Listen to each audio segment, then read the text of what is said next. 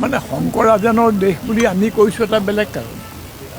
শংকৰ মাধৱৰ দেশ, শংকৰদেৱে যে আমাৰ মহাপুৰুষীয় ধৰ্ম আন্দোলন আৰম্ভ কৰিলে, প্ৰতিষ্ঠা কৰিলে, তাৰ এটা সংহত পৰিপক্ক ৰূপ দিলে মাধৱদেৱে।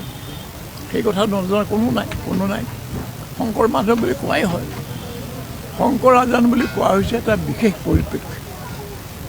যিখিনি সময়ত অসমৰ সাম্প্ৰদায়িক ঐক্য বাহিৰা অপশক্তিয়ে বিনষ্ট কৰিবলৈ চেষ্টা কৰিছে, সেই সময়তে আমি উপলব্ধি কৰিছোঁ যে আমাৰ ঐতিহ্য বেলেগ।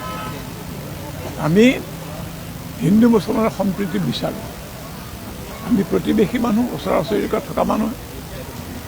আমাৰ সামাজিক যোগাযোগ আছে, পৰস্পৰৰ লগত আমাৰ সহযোগিতা আছে, অৰ্থনৈতিক, সামাজিক।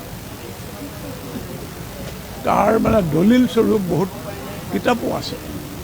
মঙলদৈত কেনেকৈ হিন্দু মুছলমানে যুগ যুগ ধৰি, নলবাৰীত কেনেকৈ, ইমানখিনি পাৰ্থক্য যিটো দেখুওৱা হয়, যিটো উত্তৰ ভাৰতত আজি গঢ় লৈছে, সিমানখিনি অসমত কেতিয়াও নাছিল।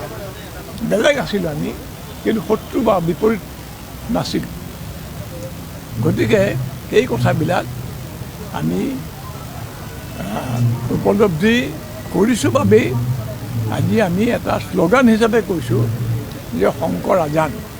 দুয়োজনে আমাৰ কাৰণে, হিন্দুৰ কাৰণে আজান ফকীৰ শ্ৰদ্ধাৰ আদৰৰ পুৰুষ, আৰু মুছলমানৰ কাৰণেও শংকৰদেৱ অতি শ্ৰদ্ধাৰ আদৰৰ ব্যক্তি।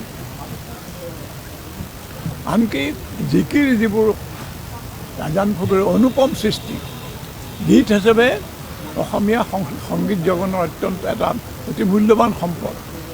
জিকিৰ কোনে শুনা নাই?